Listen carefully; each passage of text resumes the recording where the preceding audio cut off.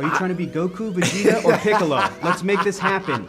Who's your guy? Man, I don't know. That's so crazy. I love challenges. Michael.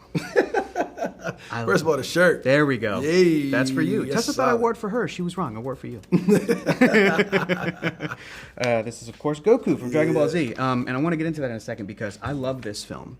This is one of the best entries in the entire Rocky Creed saga. And I've been hearing you talk about your anime influences, and I went into the picture thinking about it, and it was there, and it was awesome. These fight sequences, that last fight, there's a moment that took my breath away.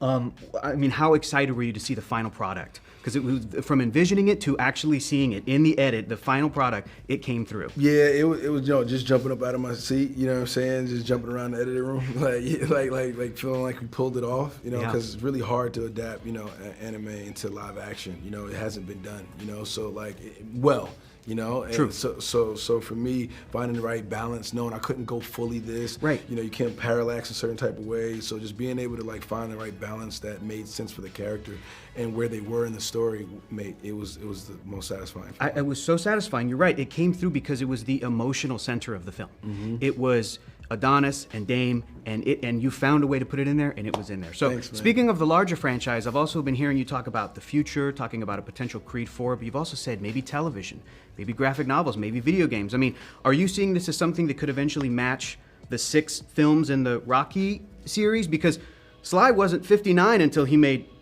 Rocky Balboa. Are you going to wait till you're 59 years old and then make Adonis Creed? Is that what we're going to get? No, man.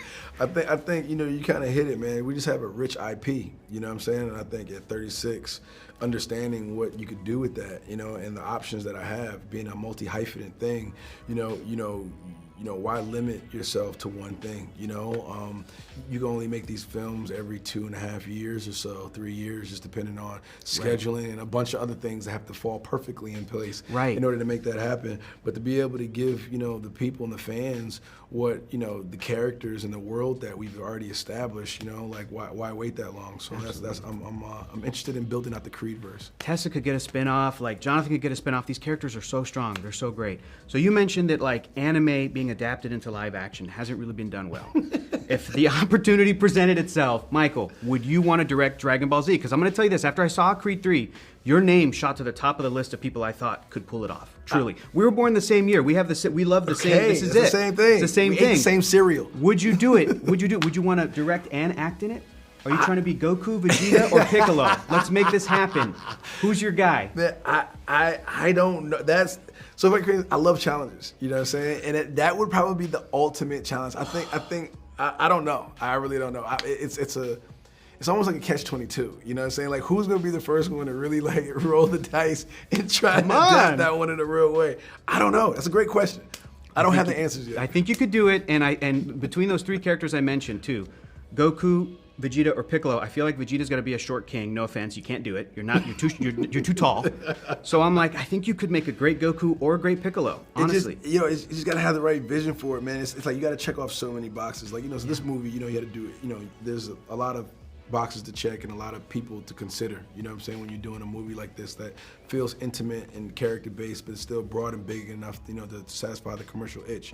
So like, you know, the movie like anime, you know, it's so many, you know, cultures to taking place, you know, and themes and with technology. I don't know who knows, maybe technology the way it's going, you know what I'm saying? We might be able to find a look and feel for these characters that feel authentic to everyone. You know what I'm saying? I think that's one of the keys as well is you just got to find an authentic way in. And last one is a yes or no. I know you can't say it because I loved your directing in this. Do you have your next project that you would direct already lined up, locked in? No, I don't. Okay. But I'm excited. But I'm considering, and I'm looking for, you know, I'm looking at things. Things are coming in pretty fast, which is crazy.